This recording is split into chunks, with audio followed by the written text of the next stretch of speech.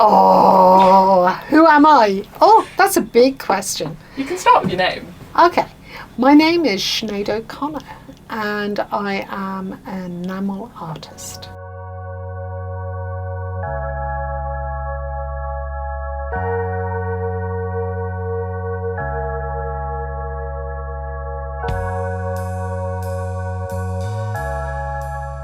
I live in Cornwall. I'm Irish, and for obvious reasons, if you Google Sinéad O'Connor, I'm not the person that comes up. So myself and my husband researched what is glass in Cornish, what is glass in Gaeilge. So we stumbled across cruin, and it very much sounds like it's spelt, so it's pronounceable. So cruin, and it actually means enamel. So it's Irish for enamel.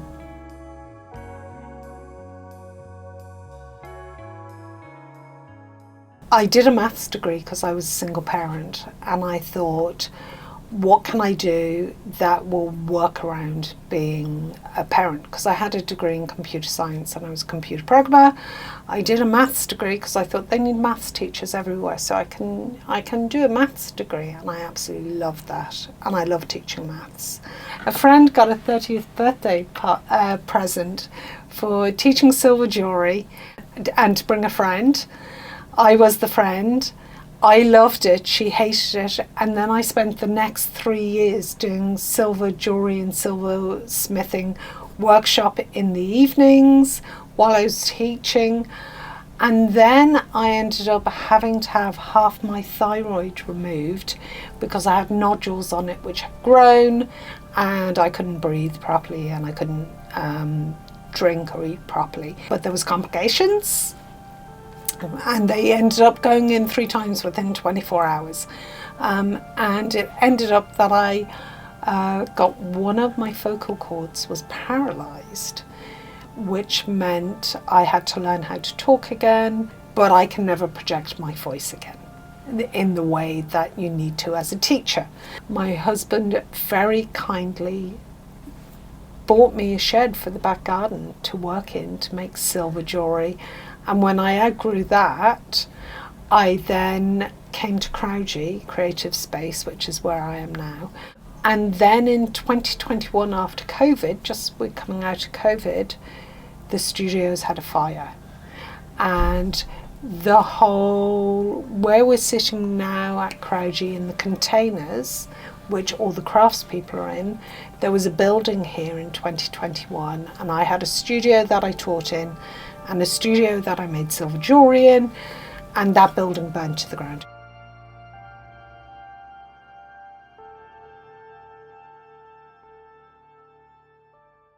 Again, my husband said to me, he's an amazing man, he said to me, look, you need to be making something, you need to do something. What would you like to do with your silver jewellery for when you get back to having a workshop? And I went, I've always wanted to do enamelling.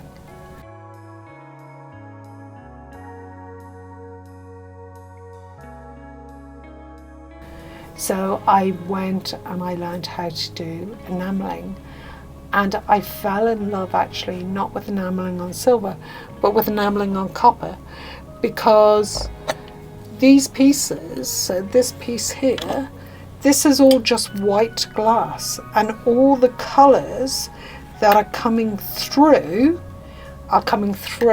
from the copper oxides going into the white glass, and I just thought that was magical. But we were doing it on flat pieces with a fantastic maker in Bristol called Jessica Terrell. And I dropped one of the copper squares as it was coming out, and I had this revelation. I was like, oh my God, I could enamel a bowl. I could enamel a bowl, and my house is full of bowls. I have ceramic bowls, I've coconut bowls, I've got glass bowls, I've got wooden bowls. I just love a bowl. So when I discovered I could actually enamel bowls, it was heaven. And that's how I got into enamelling. I definitely do think the Celticness bleeds into my art, because I think there is as well something about the copper and something about the glass and the colours that just draw me. I have this whole palette of coloured glass that I can use, but I keep coming back to using copper and using white and pulling out the colours.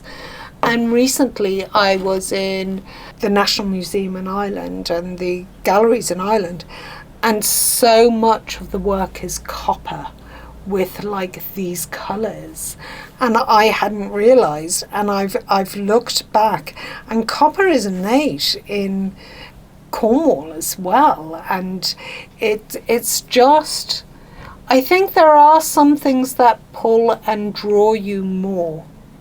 I don't know why. I'm not a religious person, I'm not a spiritual person, but I think there definitely are things that draw you sometimes.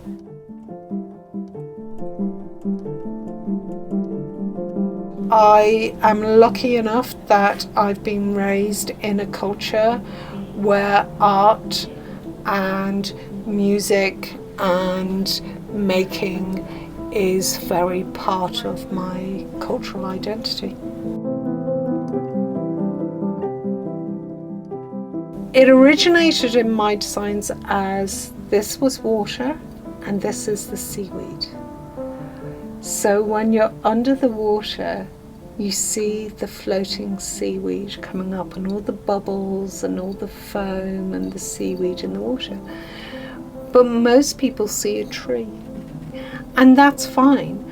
I think with a piece of work, it's got to be what resonates with you. So it's only the very large pieces that I do that I ever really give a name to, because they are inspired by something. They come with an idea that starts off, that germinates, that grows, and then is led by the copper, because all this colour is the copper coming through the copper oxides. There are many, many pieces out there that I go, I wish that I hadn't sold that piece because I really loved it. But then if I kept every piece that I absolutely love, my house would be full. But what I do with my large ones is I usually don't sell the large one that I love until I've started on the next one that I'm excited about. I am lucky enough to know someone called Warren Martin based in Sheffield. He provides all my little bowls, all my shapes. He hand spins my designs for me. So I sent him this design. I think he told me it takes him 10 hours to spin this one. He might have said that to me.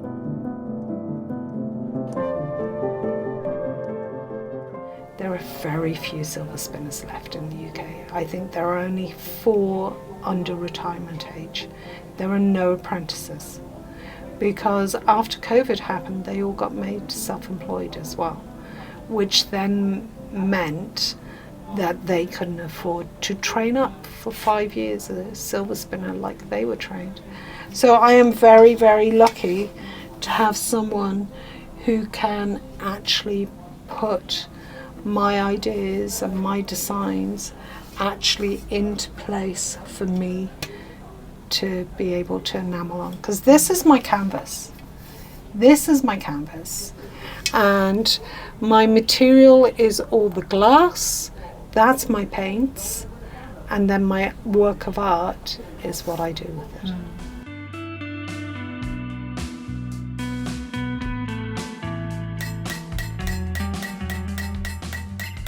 So I would actually be able to raise this.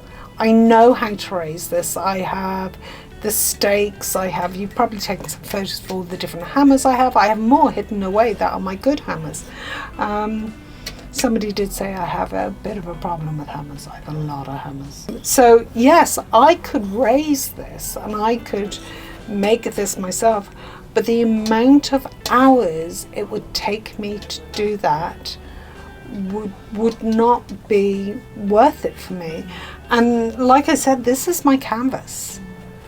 So sometimes, like with canvases, the way our artists will rip it or tear it or add to it, that's what I do. That's what I do with my canvas. Sometimes I cut this back.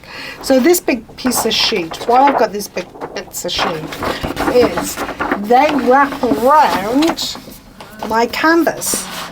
So what I will start with is I will cut this down, and then I will start to draw on this sheet what I want before I cut my metal and make the shape out of the metal. But before I even do it on the piece of paper, to make sure that it actually works, this one is the same. It's a mini. It's a mini.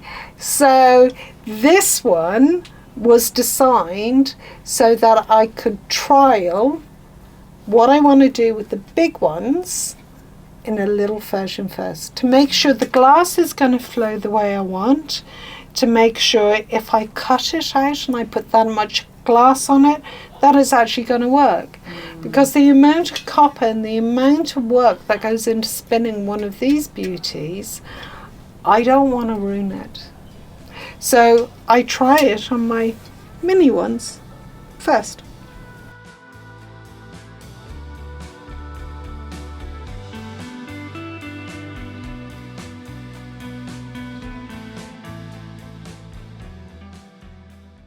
My favourite part of enamelling and why I fell in love with it is particularly with the copper and the way, the style I do. Because you can do wet packing enamel and you know what you're going to get. So that's like cloisonné, champ levé, the traditional forms of enamelling. With the technique that I use, which is high firing enamel, I'm burning my glass and I'm burning my copper. So that I get the colours coming out. You know, grey glass shouldn't do this. It should be grey. That's white glass. That's a different colour of white glass. And when it comes out of the kiln, it's molten glass, so it's glowing. So while you are waiting for it to cool down, and it doesn't take long, only takes a few minutes, you take it out, you put it down, and in front of your eyes you start seeing the colours coming out, and it's like magic. It's alchemy. It's like being a child and watching. I don't know, I can't explain it. It's just magical. So much fun.